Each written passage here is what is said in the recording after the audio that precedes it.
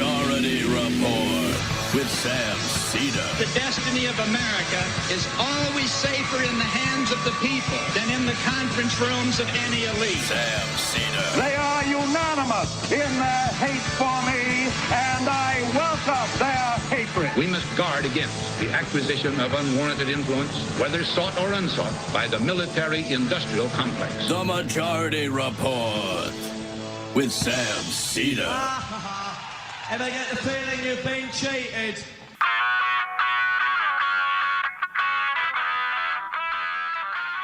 It is Thursday, May 8th, 2025. My name is Sam Seder. This is the 5-time award-winning Majority Report.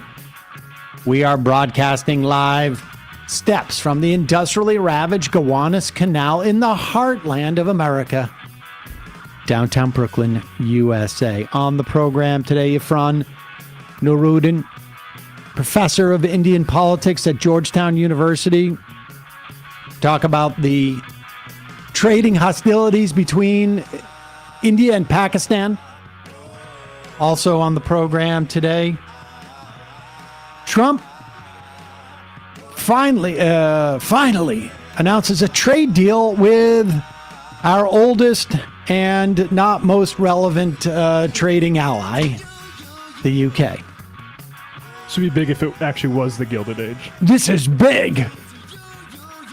Trump drops his Surgeon General nominee in another loss for Trump and nominates a wellness influencer.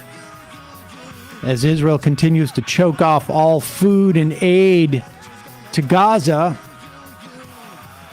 as well as relentlessly bombing them. New report on what a boondoggle Joe Biden's so-called humanitarian peer was. CBO analysis shows that the Republican Medicaid proposal will cause millions to lose their health insurance. And next up for their big, beautiful bill, massive cuts to SNAP. That's food assistance. Democratic North Carolinian Supreme Court Justice finally to be seated as her opponent finally concedes. Speaking of conceding, John Fetterman has a massive outburst at a union meeting, causing his own staffers to cry. Or as Schumer says, he's a superstar. Speaking of Schumer leading the Democrats to cave and provide a rubber stamp for Trump's crypto corruption. This as national parks are about to slash workers. So too the U.S. Geological Survey. In fact, all across the Department of Interior. Trump and the Fed chair exchange blows. And 2 days in, still no Pope. Lastly, NYPD arrests 80 at a pro-Palestinian protest at Columbia. All this and more on today's Majority Report. Welcome, ladies and gentlemen. Thank you so much for joining us. Emma is out today and out tomorrow. I asked her not to come back in until there was one more game between the Knicks and the Celtics because I didn't want to deal with it. So there it is. Did you watch? I don't have time to talk about this. We got a lot of stuff to get to today, Matt.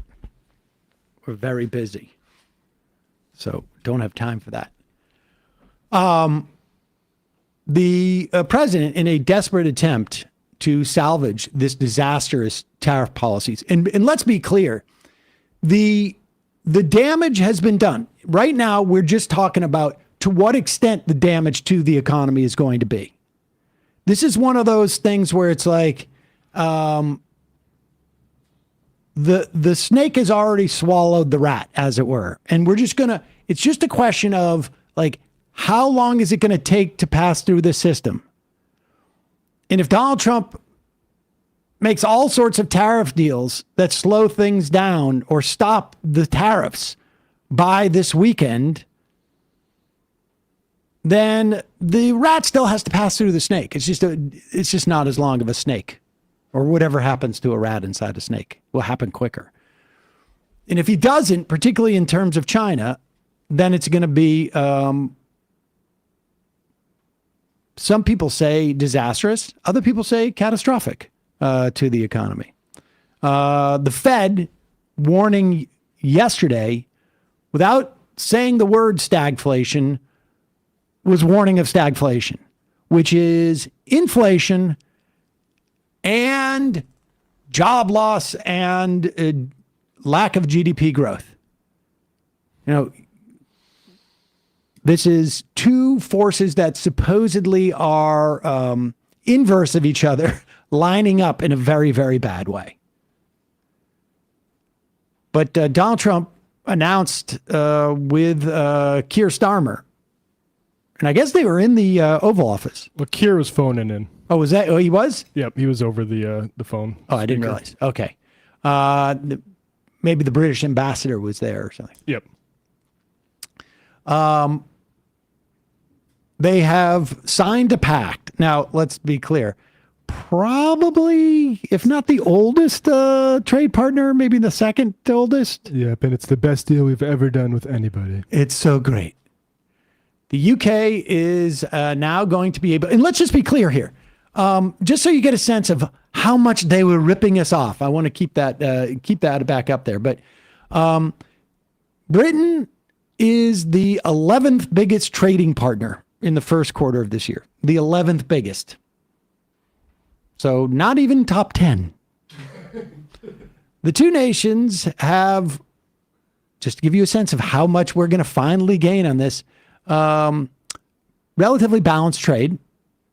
U.S. sent about $80 billion worth of things like gas and airplanes and machinery and other products to Britain in 2024, and bought about $68 billion worth of cars, pharmaceuticals, and other goods. And so not necessarily, we're not getting we're not getting particularly ripped off by them in Donald Trump's parlance. And there's going to be some reciprocity in terms of beef, I guess, now with us in Britain, although they will not take any type of hormone-laden beef. So it's going to be all specialty beef, at least in the context of this country. They are taking tariffs on steel and aluminum will fall from 25% to 0%.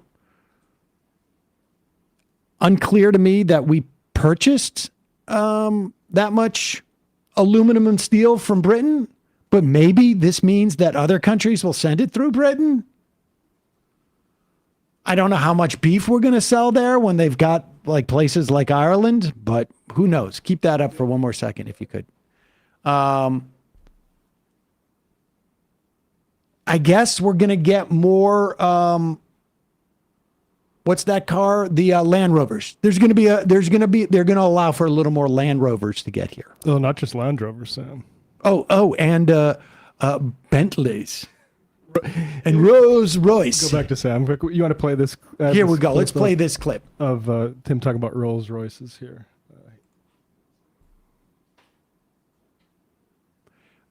So this is the big news that's going to save us.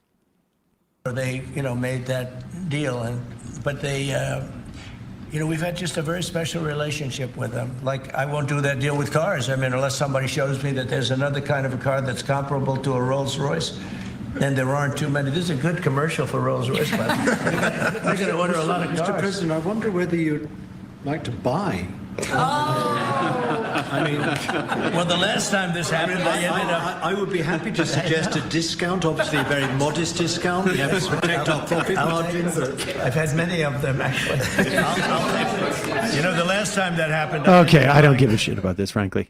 You should also know, in terms of cars, so your Rolls Royces will be a little bit more available. Maybe, I don't know if the price is going to go down, but there's going to be a little more availability. And Range Rovers, However, there is going to be a 25% tax that's going to start, a tariff that's going to be levied on car parts starting this Saturday. So, for those of you not getting the Rolls Royces, I got some bad news for you. But here is Trump announcing, right? Is this the clip? Yeah. This is Trump announcing it. And supposedly, and I just want to make clear, 50% of the content of cars assembled in America is imported. So 50% of the cost of cars, of manufacturing the cars, are about to go up 25%. So I guess you could say we're going to see probably 12.5% bump in the cost of car making just overnight. Here he is bragging about his meeting with China on Saturday. Supposedly, according to the Chinese, the U.S. begged them for a meeting. This isn't him bragging about the meeting. This is him talking about the ports. Okay. Well, this is going to be with the ports. But understand, this Saturday, or I should say this weekend, Besant announced that there was going to be a meeting in Switzerland with China. And the Chinese are now saying they begged us for this meeting. Now, who knows? There's a lot of posturing, I'm sure, going into that meeting. And like I say, the other day, I heard this rumor about Mother's Day being, a day when Trump was going to cave for the sake of the mothers. But here he is with his ridiculous math about trade. Because business has slowed down, as you mentioned, we're seeing as a result, the ports here in the U.S., the traffic has really slowed, and now thousands of dock workers and truck drivers are worried about their jobs. That means we lose less money. When I see that means we lose less money. Look, China. Okay. There was some business entity, I can't remember the name of it now, that had basically, and maybe you've seen this online, a graph of the timing of everything. April 2, Liberation Day tariffs, container departures from China start slowing. It's a 20 to 40 day container ship transit time. So by early May, mid-May, container ships to U.S. ports come to a stop. And that's what we're seeing right now. It's starting right now. And by then over the course of the next 2 weeks, there's going to be 40% less containers coming into some of the biggest ports in the country. Then from that, 1 to 10 days, usually it takes by truck or transit to get to the cities. So in a normal situation, something that gets shipped around April 2, right? Whatever it is, whatever goods gets to cities about 45 days later, maybe a little bit more, 50 days later. And that takes us to mid-May, late May. And right now, we are like just on the cusp of this, and we're going to start to see empty shelves and lower sales, which means layoffs. And we're going to see that first in the trucking and then into the retail industries, and then we're going to see it go from there. Now, could this be reversed? No, this is set in stone. But if everything was to change with China this weekend and things started going back up again, you would theoretically only have about a month and a half of this process. Now, do you recover that quickly? No. But maybe by the fall, things would be okay. But that's what we're looking at now. And they're just going to keep trying to trump, as it were, trumpet this trade deal with Britain, where we had literally a, 10, 12% deficit, maybe, they're ripping billions of dollars. And his whole concept of ripping off, if we have no goods coming into the country, we're not losing money. In the same way that if I don't go buy a coffee at the coffee store, I'm not losing money. Like in Donald Trump's mind, if I go buy a coffee, I'm losing money. Forget the fact that I'm getting the coffee. I'm losing money unless the coffee vendor buys a Sederista membership to, or I guess it would be a majority reporter. I mean, I don't get that expensive of a coffee. But if that person buys a majority reporter member and I buy one coffee a month, then I'm not losing money. Yeah. I'm winning. It's such a I don't know, like an arrested version of how this works. Well, the problem is we call him a businessman. It's great to have a businessman in, but he's a businessman that doesn't produce anything. He's a rentier. He rents things. He's a landlord. He doesn't make things for export. So this is foreign to him. I'm telling you, Ron Varno told me that this was the way to do it. All those Chinese truck drivers moving stuff around America. In a moment, we're going to talk to Irfan Nooruddin, professor of Indian politics at Georgetown University. First, a couple words from our sponsors. I should just also say, new pope just dropped. Don't know any details yet, but supposedly white smoke. Already? Damn. Yep. We will get to that in a moment. But first, word from our sponsor. This is a product that I've been using for probably about a decade. 2025? Oh, easily 2015. Probably even before then. Delete Me. What does it do? It makes it easy, quick, and safe to remove your personal data online when things like surveillance, things like data breaches, things like phishing, things like people want to know where you live and dox you, all that stuff makes everybody vulnerable. It's easier than ever to find personal information about people online. As you know, having your address, phone number, family members' names hanging out on the internet can have actual consequences in the real world and makes everyone vulnerable. More and more online partisans, nefarious actors, going to find this data. They're going to use it to target political rivals. They're going to use it to target civil servants. They're going to do it to target, people who speak out on social media. I want to thank Delete Me for sponsoring today's episode. With Delete Me, I protect both my personal privacy and the privacy of my business and my fam. It's great. It sends you a digest every month, letting you know what they found, where they found it, what they've deleted. You can go in and make sure this stuff is erased. Keeps your phishing, fake emails and texts to you. It keeps that down as well. And because these data brokers repopulate their sites, Delete Me continually does it and keeps you protected. It's a great service. You can take control of your data, keep your private life private by signing up for Delete Me. Now at a special discount for you. Today, get 20% off your Delete Me plan by texting the word majority to 64,000. The only way to get 20% off, text majority to 64,000. That's majority to 64,000. Message and data rates may apply.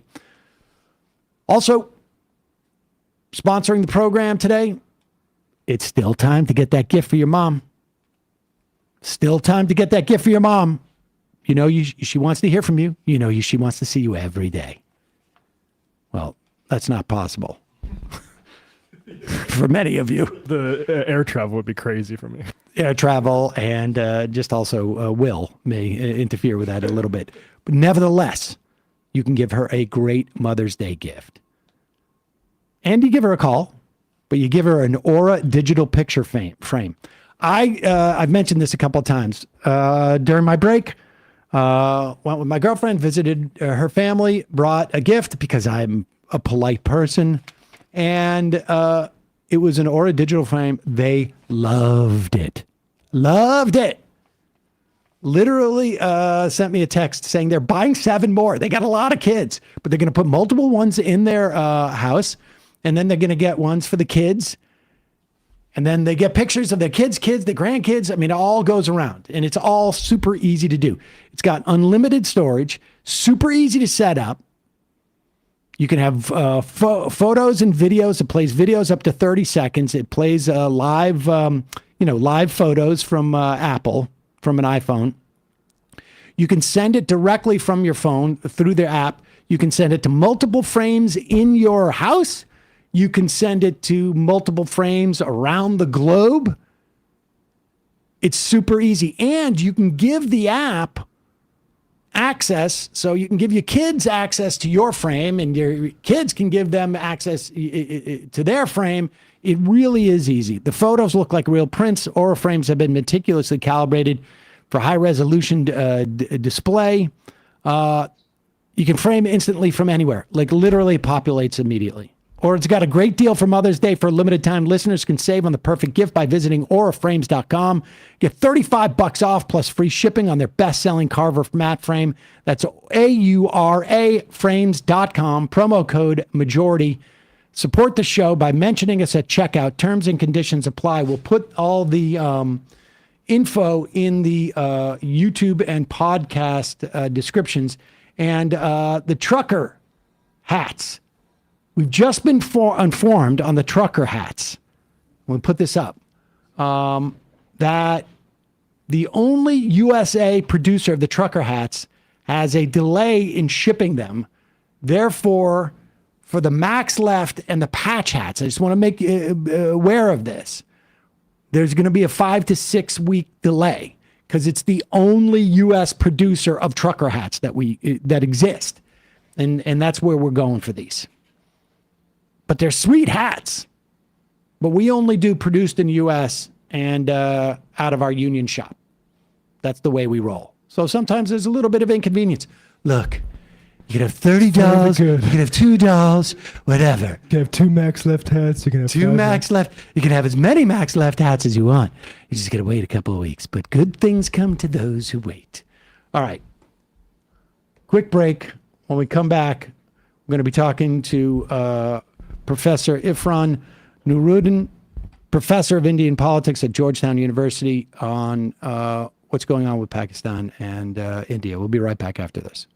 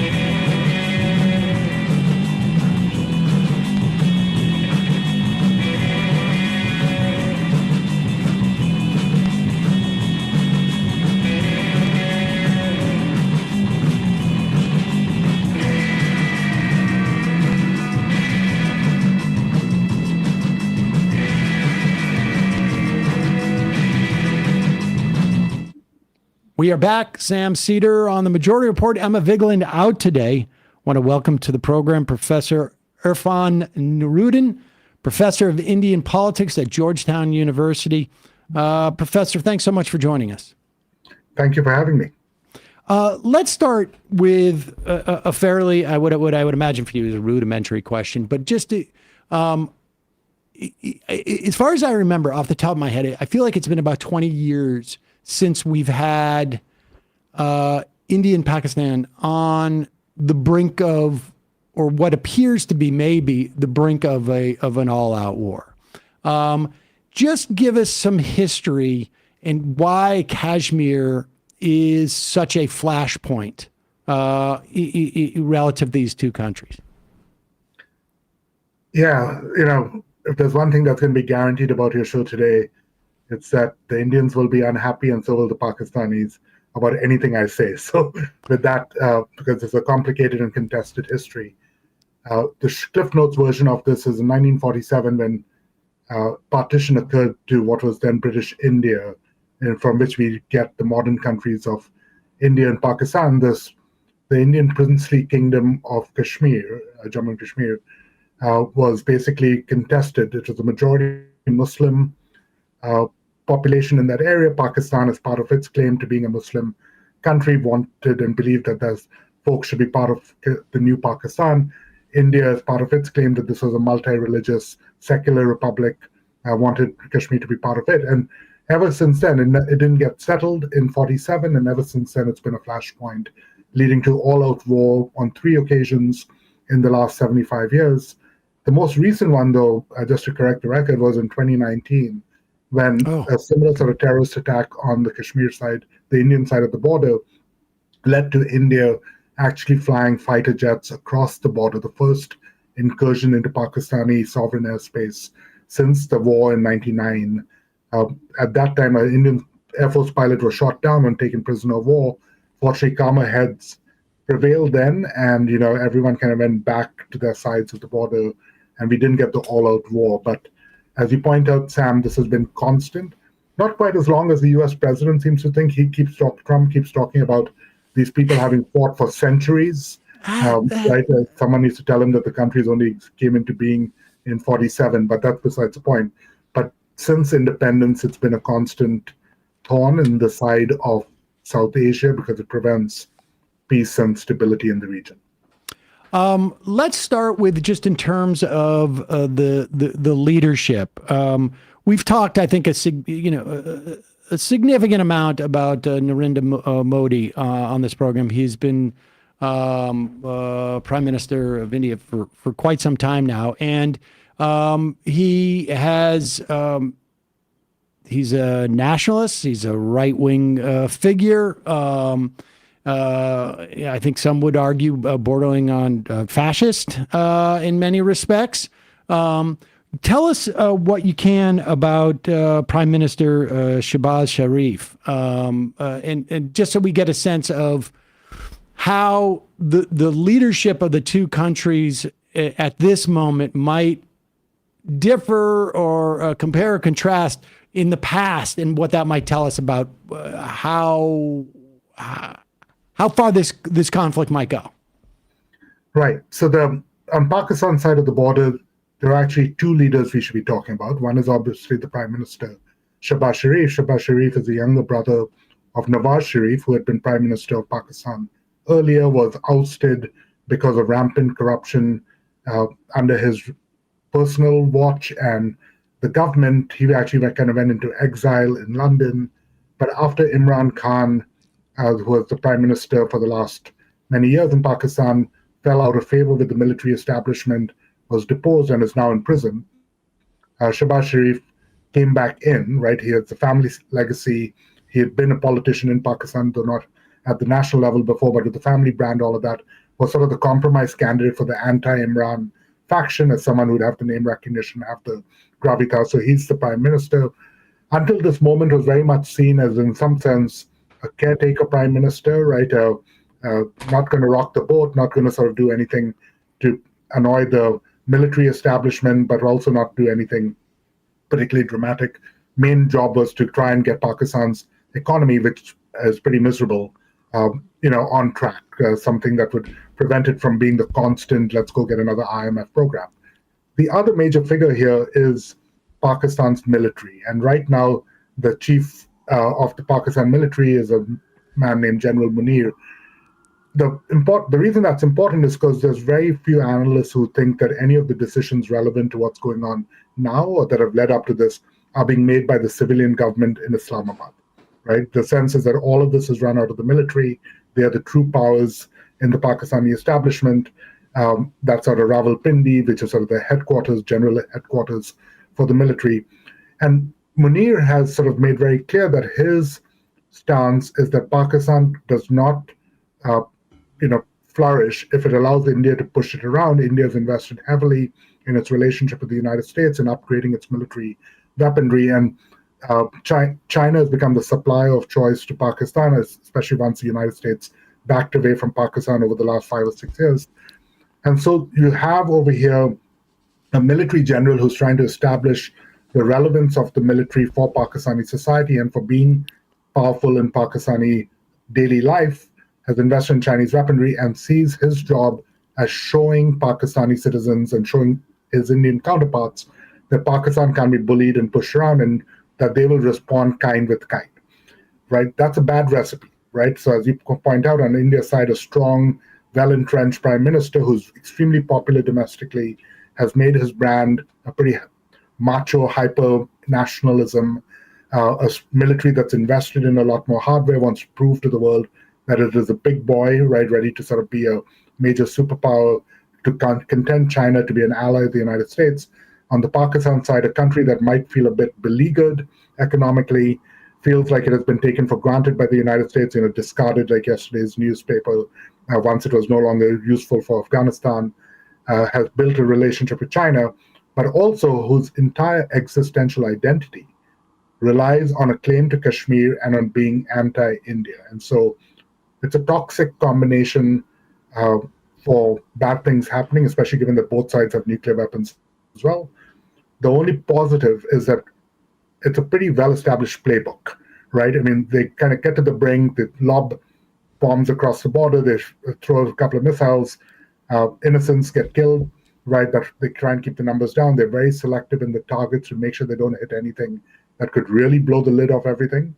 The big change for 2025 compared to even 2019 is that they've just got many cooler toys, right, supplied by the defense manufacturers of the globe, drones, new surface-to-air missiles, new air-to-air missiles that give a general a chance to show off his newest toys, and they don't tend to want to avoid that opportunity. And so the concern here is that in the last 2 days, we have gone from missile attack, air-to-air missiles, drone technology now being deployed that is penetrating deeper into both countries. So it does feel like they're on the ladder of escalation. The hope is that both have demonstrated to their domestic audiences, hey, look how tough we are. We showed the other side, we gave them a bloody nose, and eventually things go back to status quo. Okay, and so, and we should say, I think most people would be aware that this latest round of hostilities was a function of a militant attack in Kashmir that ended up killing 26 Indian tourists. Now, you said that Kashmir for Pakistan is an existential issue. In what way? And then let's get into what we know about this attack and what potential relationship, or at least what the potential relationship is between these militants and the Pakistani government. Existential in the sense that the claim to justify the creation of Pakistan out of British India at the end of British colonialism, so we're talking the period really from 1940 to 1947 when partition occurs, is that Indian Muslims, so colonial era Indian Muslims, could never be equal citizens under an independent India that was dominated by a Hindu population that outnumbers Muslims. At that point would have been 3-2 or something like that. And so the claim being articulated by the founders of modern-day Pakistan was what is sometimes described as a two-nation theory, the idea that these are separate cultures, separate religions that need separate nations, in that spirit of self-determination that animated much of the globe in the 1920s, 30s, 40s. If a Muslim-majority state like Kashmir, right, could have been shown to be a functional part of a modern secular India, it puts the lie to the idea that the only way Muslims could be secure in a post-British South Asia would be to be in a Muslim-majority country. So in that sense, historians argue that this sort of really informed why Kashmir became so critical to the Pakistani imagination of, these Muslims have been left behind, they need to be incorporated into the Indian state. Of course, it's a land border, and so it's a very strategic piece of land in terms of, defending the larger part of the country as well. The military essentially became very dominant in early Pakistani independent era, partly because it was able to justify disproportionate investment in the military for a brand new country because it was trying to defend this border. I mean, we leave aside for right now what was then East Pakistan, what is today Bangladesh. But for a variety of reasons, the military's entire identity became, we are the ones who are keeping this country safe against a hostile India. We are the only hope of recovering for Pakistan that which is rightfully ours, which is, what they refer to as Indian-occupied Kashmir, but, different names that are politically sensitive on both sides of the border for this piece of land. So that's the existential side of things, right? It's partly just what it means to be Pakistani in a particular imagination. I'm not suggesting all Pakistanis buy into this, right? But in a particular imagination is we are the home for South Asian Muslims and definitely for those who were part of British India. And if we left some of them behind, it is our job and responsibility to bring them home, as it were. But also one might argue that if they can succeed in India, it gives the Indians the upper hand at saying, look, we told you we'd be secular, we told you we'd be democratic. And so your creation of Pakistan was a conceit that wasn't justified by anything on the ground.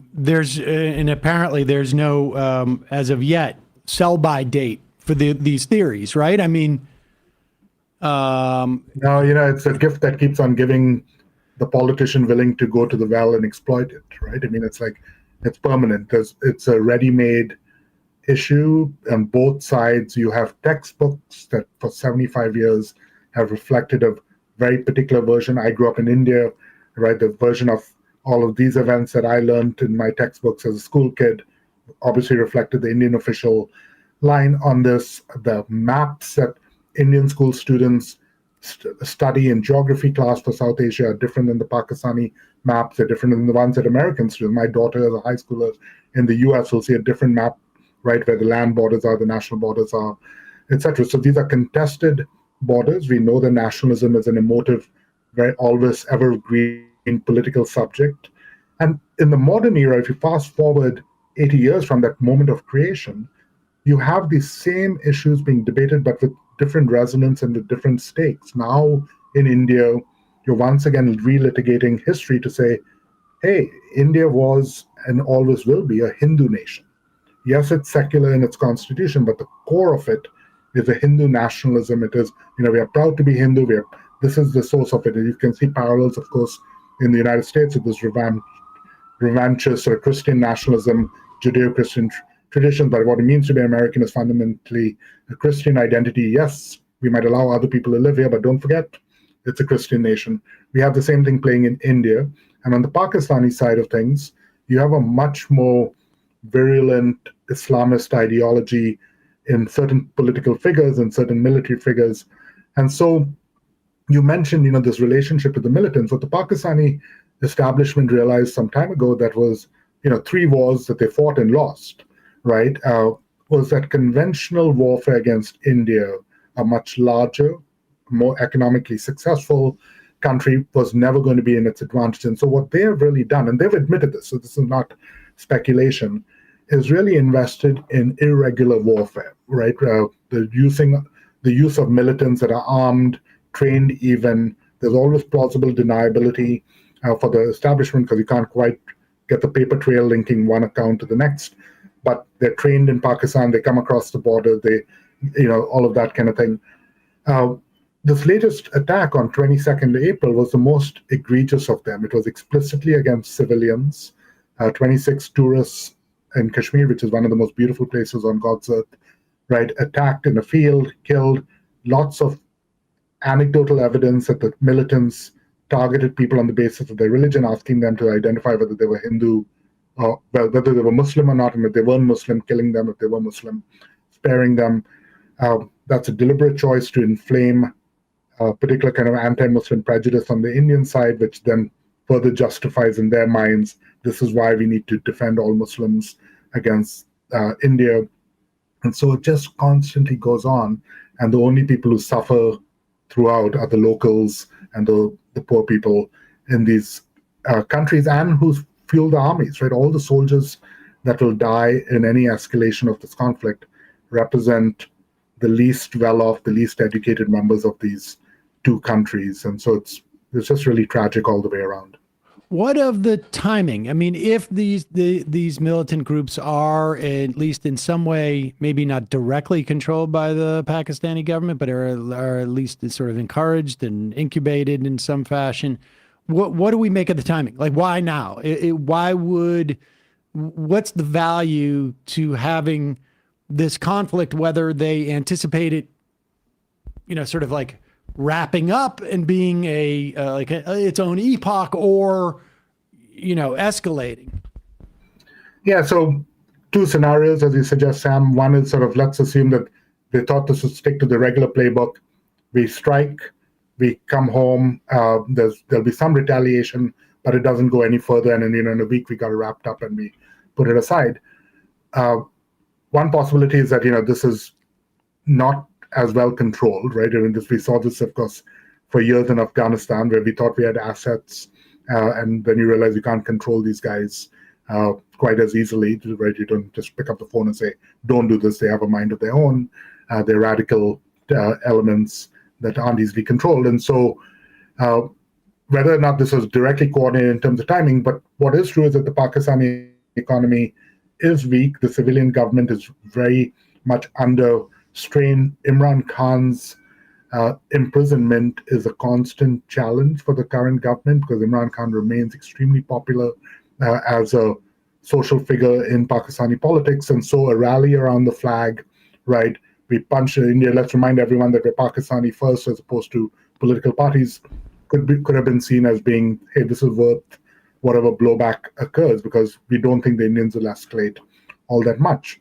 What's different this time, and maybe where they miscalculated, is that the attack happened on the 22nd of April, and India basically did nothing other than a bunch of diplomatic moves and one abrogation of the Indus Water Treaty, which is very, very important, because this is the water that feeds the Punjab in Pakistan. It's a massive amount of water. This is literally humanitarian disaster in the making. If the water stays off for very long, it will devastate fields. It'll, people rely on this for their livelihood, kind of stuff. But it didn't escalate militarily until 2 days ago, right? So there was 2 weeks clearly of India deciding how it wanted to strike back, what it thought it could do. And we don't know, of course, yet whether the Pakistani establishment had built that into their calculus, or whether they had anticipated a more immediate tit for tat that would get resolved more quickly. What we've seen on the Indian side is I think a more aggressive retaliation, right? Both in terms of the choice of targets and the geography of those targets. We saw the Pakistani have a pretty robust response, including, they claimed, shooting down 5 Indian fighter jets, which would be really a big loss for the Indian Air Force of crew. And over the last 24 hours, including in real time right now, we're hearing reports of drone warfare by both sides that are penetrating quite deep into territory. So getting outside of the Kashmir area, right? Imagine like just walls going all the way to the sky from Kashmir. We're breaching that geography. And so that runs a risk of, one drone strike that goes awry, that hits a hospital, that hits a school, God forbid, right? Lots of innocents died, or it hits a military target. And suddenly we're just on this, what academics refer to as the ladder of escalation, where the tit for tat just keeps on going. And we are in a world right now where the normal US influence to basically call both countries and say, hey, step down, calm down, is at a low, both because of the way Trump runs foreign policy, and Rubio, I'm not a fan of sort of what I think is the inherent capabilities on that front, but also because it is in the moment of transition in the United States. And, again, if you were really kind of thinking out loud about why now, one possibility is that the Pakistani said, hey, DC is a chaos machine right now. We are likely to get away with this right now before DC gets its act together. Whereas if we do it a year from now, once everything is settled down in Washington, an action like this, gets our wrist, our knuckles wrapped more harder, kind of thing. So lots of different things. My basic intuition is that this is not a time when they were looking really down the pike. I think the militants wanted a soft target. This is tourist season in India. So they decided that they were going to go after civilians, and in particular tourists, which would be largely non-Muslim populations coming to Kashmir. This would be about when you would expect it to occur. Is the is what's happening with trade in any way implicating this? Because I mean, presumably, right? If Pakistan is relying on China more, and India is developing a closer relationship with the United States, this trade stuff is sort of, in the background, but lining up in such a way that perhaps, China might be more reluctant right now to say to Pakistan, you need to tap the brakes a little bit than they would have at a time where there wasn't sort of a unilateral trade war against it by the United States. Absolutely right. I think China has a lot to gain from fomenting instability in the region and definitely keeping India on its toes, because India that's distracted by a possible war situation on its western border is India that has less energy to be focused on how to respond to the Chinese economic giant that is its fundamental challenge. So it's unlikely to be asking Pakistan to step down. This has been a great showcase for Chinese weaponry, right? The Chinese military manufacturers' stocks have all jumped this morning on the markets because of what was seen as a really successful, demonstration in real time and of its capabilities. A very macabre thing about the state of the world, right? People shooting each other down in stock markets, saying, "Hey, we should buy more of that stock because clearly their weapons work." But so we don't see that on China. And on the India side, I think India really sees that it's got the U.S. where it wants it. The U.S. has made very clear in a bipartisan way, right? It was true in Biden, it's true over here, that they're not going to ask difficult questions of India about democratic backsliding, about religious nationalism, because India is a large part of the strategic plan for countering China. But you also have Trump going aggressively in favor of trying to find trade deals. I put that in air quotes, right? India is a part of that. They're negotiating supposedly a trade deal right now.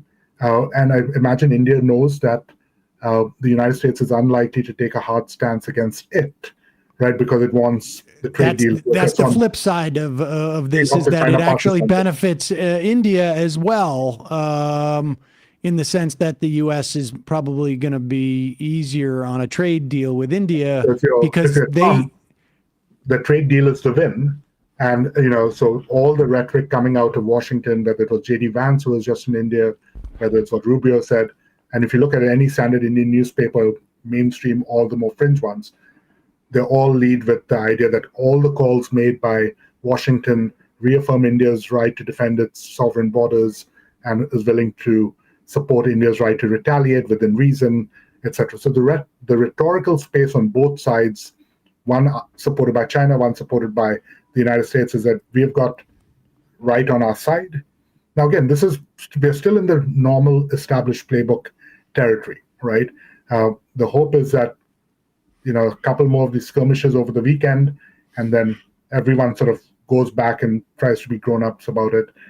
I'd be more optimistic if I thought that there was really heavy pressure being placed by Washington and in conjunction, with other actors than I think is happening right now. But I'm still hoping that's the case. It does the shift in how the U.S. relates to Pakistan and India. And the shift, it seems to me, is two-part, right? One is there's been a broad general pullback on U.S. attempting to influence other countries, broadly speaking, right? In terms of we just don't want to expend the resources that are associated with keeping the peace, as it were, in a generic sense. Like it's their problem, as if we don't live in an interconnected world. So you have that element, but you also have the element that the U.S. is it seems to me, at least within my recollection, playing a different role, like putting a little bit more weight on the India side than it would have in the past. And then China, alternatively, seems to also be doing a slightly different thing insofar as being more incentivized to be, I guess, to have Pakistan as a client state of some sort. Maybe that's a little strong, but where does that head? Is that create a more dangerous situation, or does that create sort of like, I don't know, some type of like new Cold War dynamic stability? Well, I mean, it is both of those, I think, right? One is that we have both sides feel empowered because they've got a major global superpower, right? In their funding them, supporting them, being willing to give them the latest weaponry.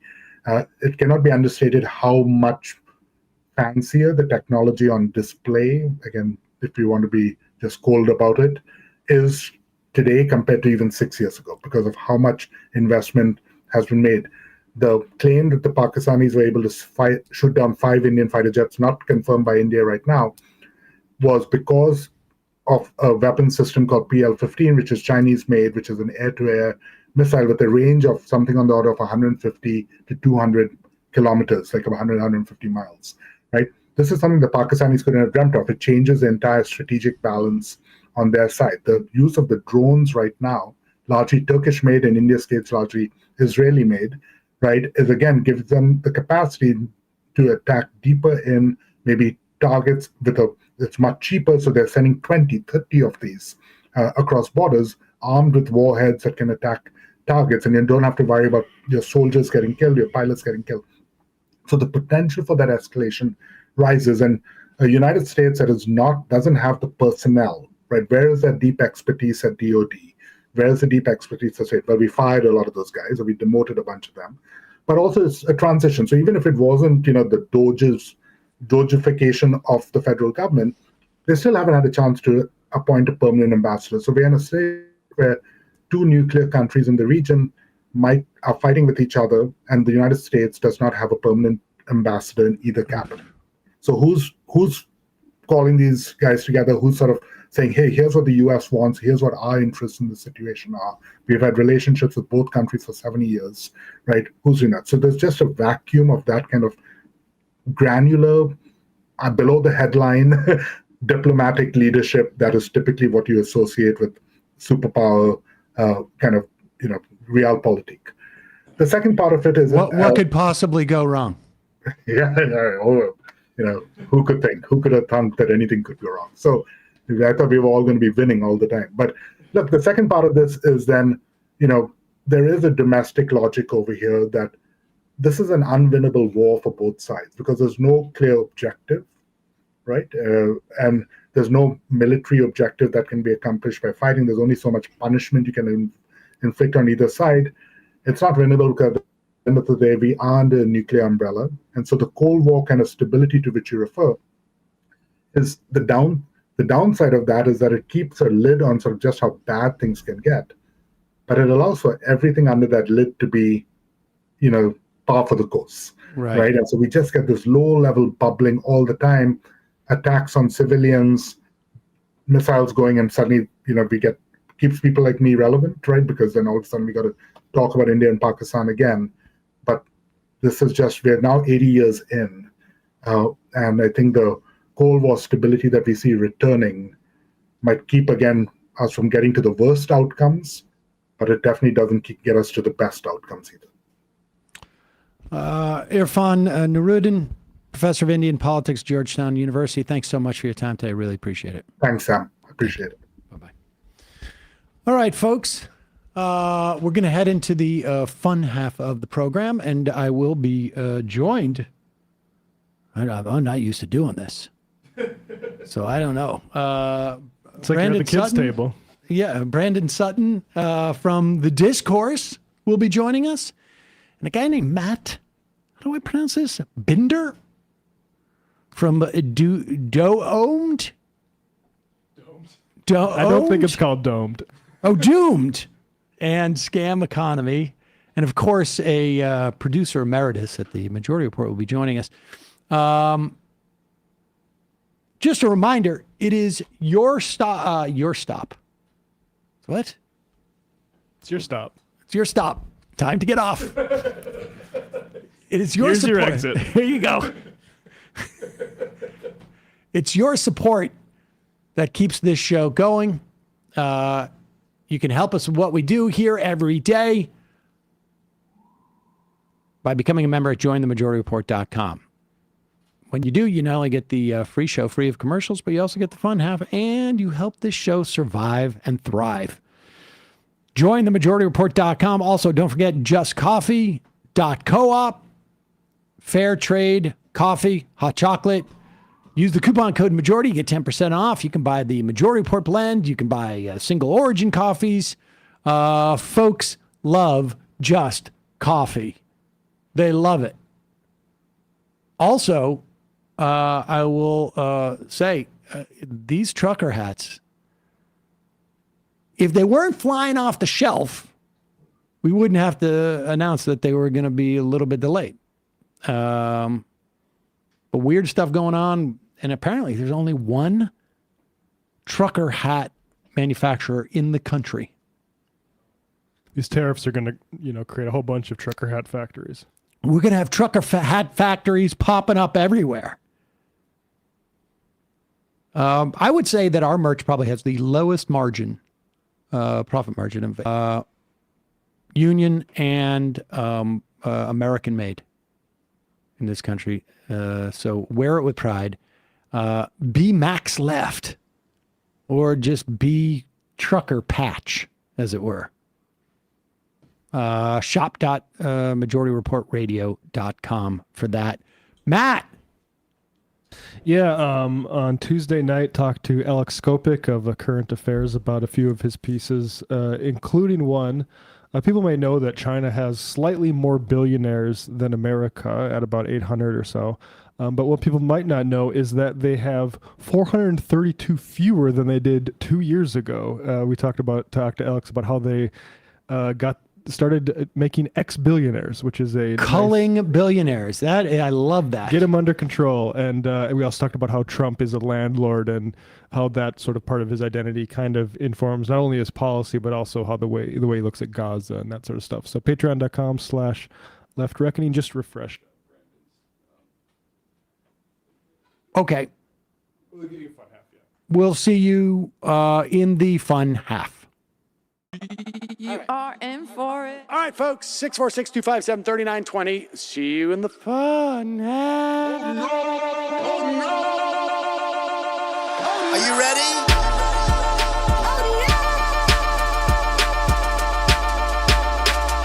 Who sent us this?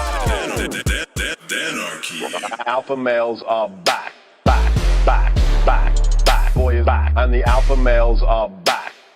Just as delicious as you could imagine. The alpha males are back. Boy is back. And the alpha males are back. Just wanna degrade the white man. Alpha males are back.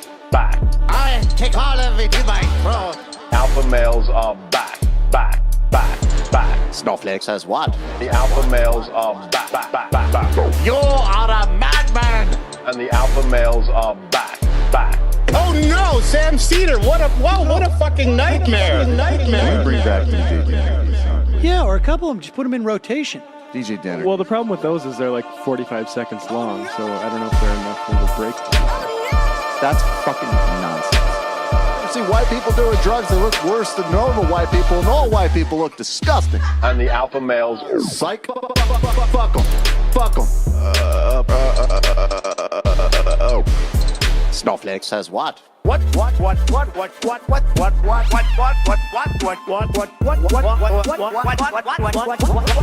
Snowflake says what?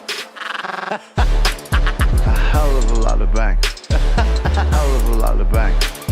A hell of a lot of bank. Okay, I'm making stupid money. Hell of a lot of bank. A hell of a lot of bank. All lives matter. Have you tried doing an impression on a college campus? I think that there's no reason why reasonable people across the divide can't all agree with this. Psych. And the alpha males are back. And the Africans are black. black African, and the alpha males are black, black, black, black, black, black, and the Africans are back, back, back, back. When you see Donald Trump out there, doesn't a little part of you think that America deserves to be taken over by jihadists? Keeping it 100. Can't knock the hustle. Come on, fuck them, fuck them. Things I do for the bigger game plan. By the way, it's my birthday. Happy birthday to me, Jew boy. I have a thought experiment for you. And the alpha males are back, back. Africans are black, black. Alpha males are black, black. Africans are back, back. Come on. Come on. Come on. Someone needs to pay the price for blasphemy around here. I am a total Pussy.